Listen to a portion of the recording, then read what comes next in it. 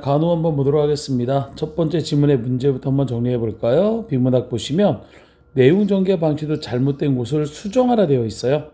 그래서 네 가지를 우리가 확인할 수 있어야 됩니다. 첫 번째, 중심화제 개념이 정의되어 있는지. 자, 봤더니 맨 처음에 어떻습니까? 그렇죠. 아웃소싱이라는 잘 정리되어 있지요. 그래서 1번은 기억은 맞는 말이 되겠네. 자, 두 번째, 중심화제의 특징과 관련된 쟁점이 나와 있다. 자, 지금 아웃소싱에 대한 내용이 제시가 된다. 읽어보셔서 알겠지만요. 아웃에 대한 정의를 얘기하고요. 아웃소싱이 뭐에 대해서 얘기합니까? 그쵸. 비용을 계산해서 어떻게 제시하는지 아웃소싱의 구체적인 사례를 이야기해 줍니다. 그리고서는 그 방식에 대해서 OEM에 대해서 이야기해 주고, 그 다음에 ODM에 대해서 이야기해 줍니다. 쉽게 말하면 쟁점 같은 건 보이지가 않아요. 유의할 점 역시 제시가 되지 않네요. 그래서 1번은 첫 번째, 니은은 쟁점도 틀린 거고요. 그 다음에 유의할 점도 틀렸다 보셔야 되겠습니다. 그 다음에 중심화제 종류가 나누어져 있는다. 장단점을 비교한다. 우열. 자, 장단점도 비애매합니다. 일단은 우열 자체가 존재하지가 않지요. 오케이.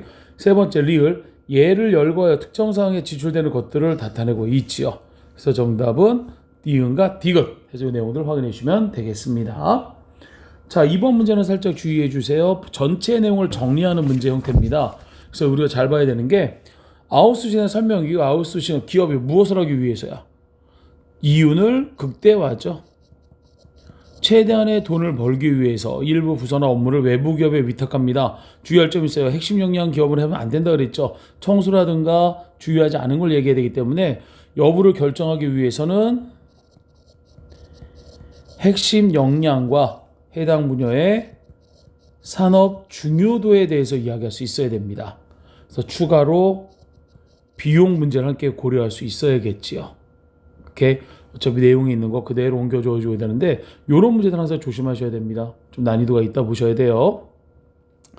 자, 3번에 창기파란가와 반월 나와 있습니다. 미의 범주. 자, 미의 범주 기억해야죠. 우리 미의 범주를 크게 네 가지.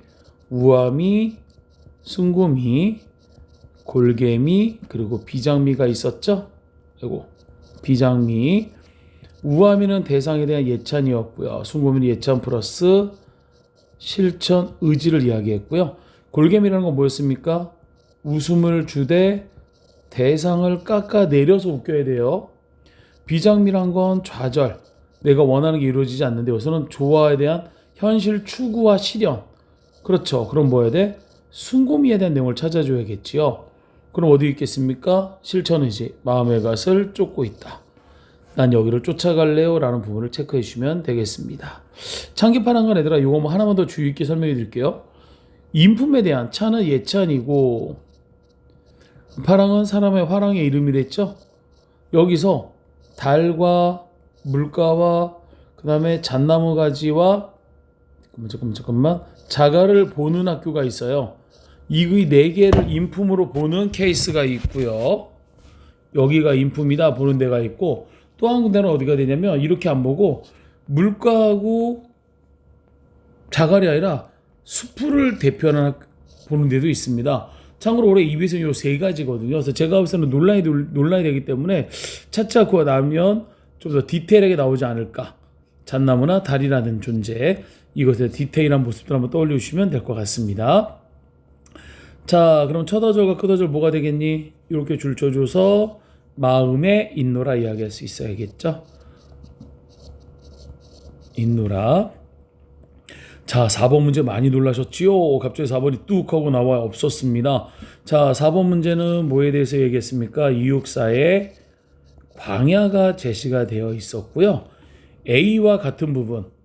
이 땅에서 학교는 어디서 장난감을 떼어놓는 날. 이 날이 언제야? 광복, 해방의 날을 이야기할 수 있어야겠죠. 그럼 언제? 미래를 이야기할까? 그렇죠. 다시 그 다음에 나올 수 있던 게 뭐 있었습니까? 다시 뭐뭐하는 날에, 다시 하는 뭐뭐하는 뒤에 이야기할 수 있었습니다. 확인해 주시면 되겠고요. 자, 5번 문제 많이 들으셨을 거예요.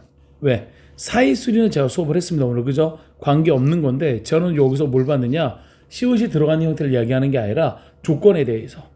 첫 번째 무조건, 합성어가 돼야 됩니다. 두 번째, 된 소리가 덧나야 돼요. 세 번째, 니은이 덧나야 됩니다. 네 번째, 니은이죠. 자, 된 소리가 덧나는 중에는 된 소리 대기와는 관련이 없어야 되고요. 니은 첨가와 관련이 없는 걸 찾아줘야 돼요. 그렇죠? 논뚝 된 소리가 됐죠. 시옷은 없습니다만 합성어에 된 소리 되고 있습니다. 얘는 콧날 발음하면 콧날 없던 니은이 발음되고 있죠. 역시 들어갈 수 있고요. 송는은 일단 합성어 자체가 아니에요. 그렇죠? 자, 보겠습니다. 송는 일단 합성어 자체도 아니에요. 그렇죠? 또 하나 발음은 송는. 얘는 그냥 비음어예요, 비음어. 그렇죠? 촛불, 초와 불, 촛불로 된 소리 되고 있고요. 먹지 역시 합성어도 아닙니다. 먹지 된 소리면 될 뿐이고요. 밥 그릇입니다. 밥 그릇이죠. 밥 그릇. 쉽게 말하면 제가 원했던 건 사이소리와 아무런 관련 없는 이 두 가지가 답이 될 수 있었던 게 되겠습니다. 이렇게 조금 황당한 문제가 되겠지만 이런 함정적인 문제도 기억해 주시면 좋겠습니다. 감사합니다.